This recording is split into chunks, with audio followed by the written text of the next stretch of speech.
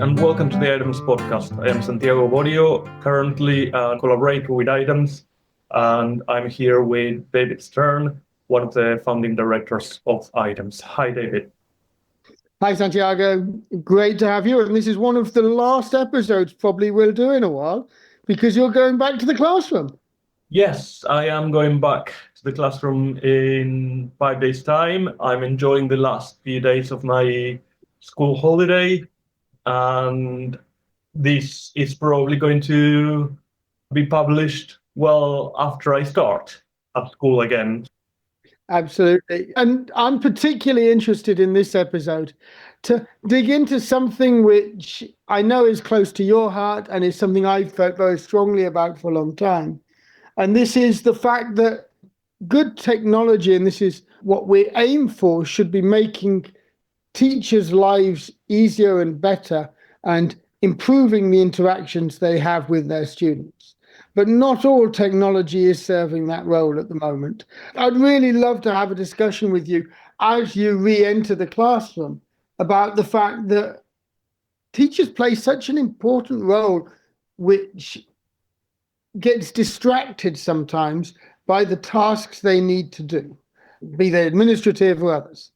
Funnily enough, one of my key mentors when I was training to become a teacher, who also mentored me informally as I started my teaching career, told me something really interesting, which stuck to my mind, and I tried to live by it in many ways during my teaching career, which is anything I have to do, I need to ask myself the question, how will this serve my students? What benefit are my students going to get from me doing this? Unfortunately, I can't say that all the meetings that we have and all the admin that we do, I think benefits my students directly.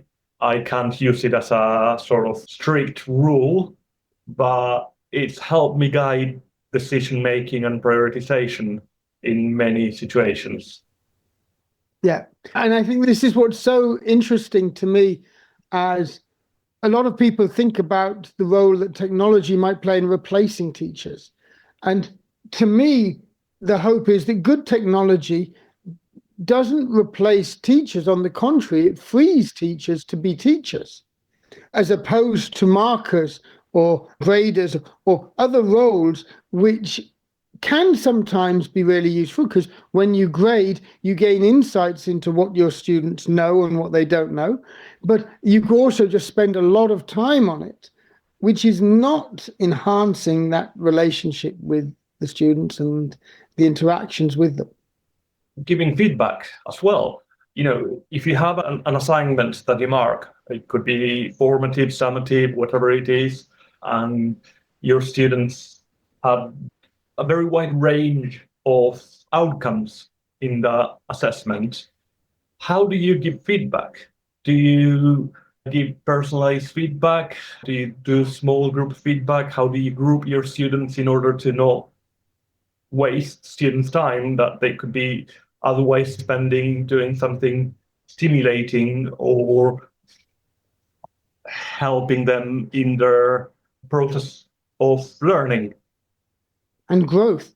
I remember this from when I was, of course, it was a university classroom, so it's a bit different, but it stayed with me, and it's one of the reasons I think we're both so fixated on these automated feedback systems, because it's something where I recognize that when I got busy, when I got stressed, when I didn't have time, the first thing to go was often that time spent thinking hard about the individual personalized feedback I was giving.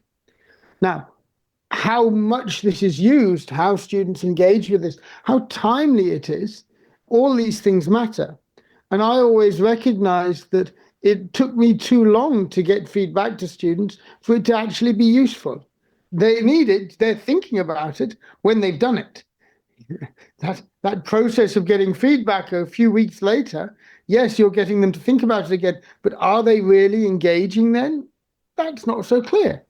I try at schools to, whenever I give an assignment that I'm going to mark, to give feedback the lesson after they hand it in, which is really not always easy because of other time constraints. Absolutely.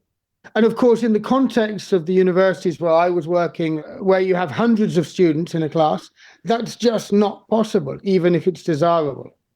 Yes, and another thing related to this marking and feedback, in one school that I worked at, there was a policy that you had to give for every single piece of work, you had to give an answer to the question, what was good, what could you do to improve? Some of my assignments, 3/4 of the class got pretty much everything spot on.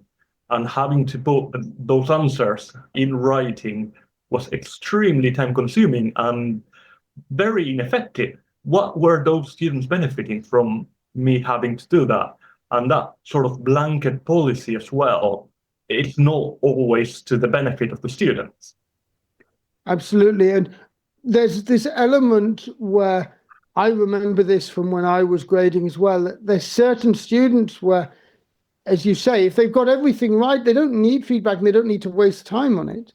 Whereas there's other students where you can see they're trying and they do need feedback of a certain type.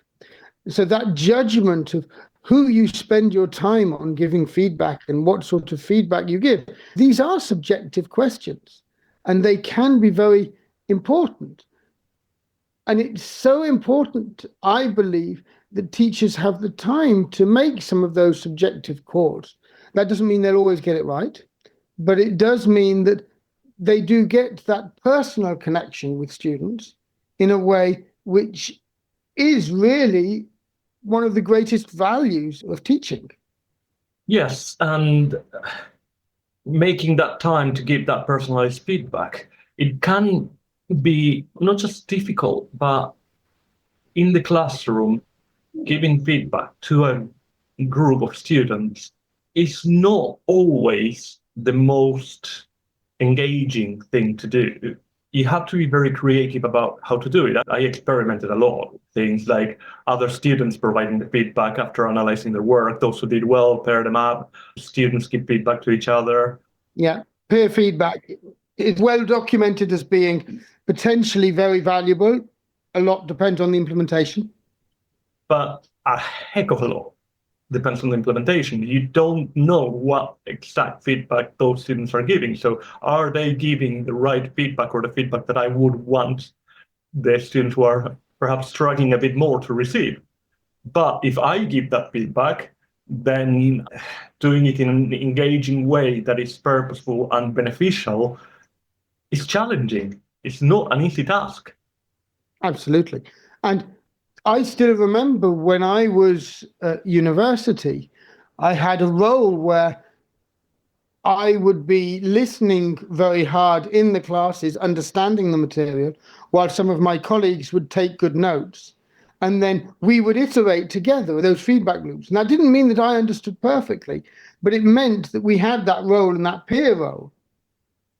And that informal peer role is so much more valuable in certain cases than a formalized peer learning process, where it doesn't necessarily come organically and it doesn't serve the same purpose. So sometimes you've got to let these things evolve and emerge. And if you don't have the right environment, they don't emerge. It's just hard. It's complicated.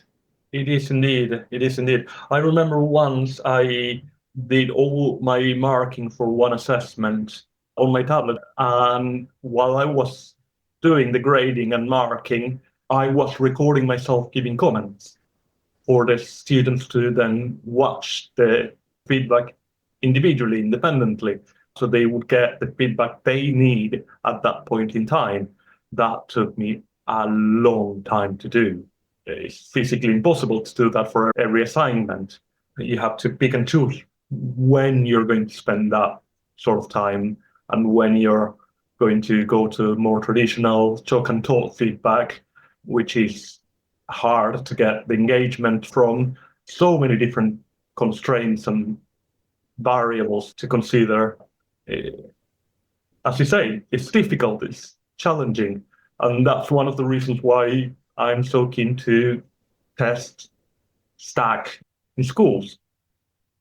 Stack's just one route to getting automated feedback, which we both believe in quite deeply. But I think the thing which is so important about it, and there are other systems that do this, is the effort to get the right personalized immediate feedback to students so that it can improve their learning. And really the term which comes up a lot on this is this idea of mastery. And I believe that if there is a good electronic mastery assessment process, then the role of the teacher to facilitate that mastery can really transform. And you can really get the idea that, well, for the students who don't need help with the mastery, you can push them, you can engage them. The feedback, the time you can spend with them is pushing them further. Whereas for those who need help with the mastery, then you've got something with the data of actually what they're struggling on to be able to assist with that. And so this, to me, is an instance of, done right, a type of electronic tool which should enhance the student-teacher relationship. But as you say, getting that technology ready and deployed to the students and delivered in a way that adds value, the time investment that you have to put in is huge. It's all part of that huge balancing act. As a teacher, I'm overstretched by all the activities and tasks and responsibilities that I have, and finding the time to create good resources. Yes, there are good resources out there, but you also have to curate them and select them, and that is also time consuming. And the point is that it's not just that it's good to curate and select them. As a teacher, that process of curating and selecting for a given class, it could be that from one year to the next, you need a different set of resources. That hyper customization, which good teachers do inherently as they get to know their classes, where they adapt to the needs of the class, the dynamics of a given class, that's something which is what good teachers do. So we don't want a blanket system which is the same for everyone. No, certainly not. A blanket system, I think it's never good. As you say, the needs of the different classes that you get year on year are hugely different. And what worked for one group might not work for the next. And just being able to adapt and bring something topical in and integrate that in as something which is creating that engagement sometimes is something which is so valuable. That human element is what good teaching is all about. Yes, I suppose as a maths teacher, getting current things or topical aspects that happen in the world in general is also a challenge, finding the right things to link into what I'm doing on a timely manner that fits what I need to teach. But it doesn't need to be something that happens in the world. I've seen teachers just bring in things that they happen to have found, or things that they are currently interested in, puzzles that they've engaged with, or whatever it may be, things where they have a personal reason to be interested at this point in time in it, and it creates an engagement. Yes, there was a teacher that published a resource that is really nice. For the whole of February, they wrote one algebra puzzle per day. I follow an Instagram account of a chap who's currently at university in Oxford, I believe, who's solving each one of the puzzles as a video. It's really good fun, and encouraging students to look at those sort of things could be very interesting. But then some of the puzzles are appropriate for, say, year 12. Some of the puzzles are appropriate for year 10. Again, yes, the set of puzzles is great, and it's huge fun for me to do the puzzles every day, but it's not something that I can just give to a class and say, okay, every day try one of these puzzles, because it's not going to be suitable for a particular class. But where you get one which is appropriate and suitable, saying, no, this is a set of puzzles I've been doing, and this one is appropriate for you, is a way to, again, create that engagement in your life. And this is what I mean by the fact that that student-teacher interaction, however it's created, is the glue that actually makes good teaching, good education happen. And I guess the point which I'm wanting to come back to is the idea that technology done right should give teachers more time to have those interactions and those engagement moments with their class, with individuals within the class. Well, we spoke multiple times about changing the role of the teacher. We discussed it in particular in the context of flipping the classroom and how with the right set of resources and the right planning and selection of materials, teachers can actually create an environment where they become facilitators of learning rather than instructors. And that distinction is hugely important, particularly in a context like Argentina, where students are sometimes resistant because that's the culture. And being able to establish through good use of technology and good use of resources, a relationship with your students so that they see you as an ally in their learning rather than someone that they have to almost fight against would be hugely valuable. And at the same time, we discuss this for the Kenyan context, where perhaps the subject knowledge from teachers is not necessarily quite as strong as in other places, and how with these technologies and resources, that problem of not having a deep understanding can be reduced. The real context for that I'm aware of is, of course, Tanzania, where there is a huge shortage of science teachers in general. And this is something which is recognized at the national level. And there's no easy solution in the next generation. When I was with a group that was tasked with actually investigating what could be done about this, the solution we put forward was to use arts teachers as facilitators of science, including maths content. And that is something where I'm still, I'm really disappointed that this wasn't picked up at scale, because I'm still convinced that not only could that have resolved some of the challenges that were systemic, just the imbalance of numbers of teachers, the teachers' workload, and so on, but I think it could actually have led to some really interesting cultural shifts around science within contexts where it is potentially being undervalued at the moment. And so there was a whole set of opportunities there, which I was really excited to pursue, which unfortunately didn't gain the traction. Although this was the advice that we as a group of experts were providing, it didn't gain traction. And I can understand why. It's a challenging concept. And it's only possible because of the technological advances, which not everybody is able to see the subtleties of how these should and shouldn't be used. Yes, and there's another technological advance which is great in many ways, and it's not necessarily a modern and current advance, that is emails and messaging. And it facilitates so much contact with students, but so often it just creates more work. So how do you establish a balance between, okay, what do I respond? When do I respond? How many emails am I going to be responding to every day?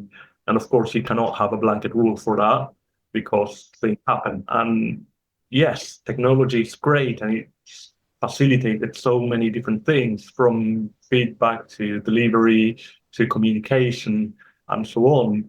But finding that balance on what do I do? How do I make the most of this for the benefit of my students? And this comes back to, I think, a good place for us to wrap it up, which is where you began, that fundamentally that golden rule that your mentor set out of how is this benefiting your students? Is this something where this is really benefiting the students? Is a wonderful golden rule to have as an educator. That's what it should all be about. It has created a bit of tension sometimes when I brought it up in a couple of meetings in a maybe not so positive way, but I can absolutely see how you could bring that up in ways where it would be creating tension. But as a golden rule to think of as an educator, it is a powerful one. it is indeed. And I'm ever so thankful for my mentor, Andrew Rogers, who's a fantastic teacher and a fantastic educator, a great mathematician as well. But anyway, yeah, as I come back to the classroom, trying to find that balance and implement new technologies is going to be a challenge. And hopefully I can report on this in a few months when I come back to items. Absolutely. We're looking forward to having you. We're missing you, of course, but also delighted that you have this opportunity to ground yourself and to get back to the important role of teaching. Thank you. Thank you and enjoy the semester. Cheers.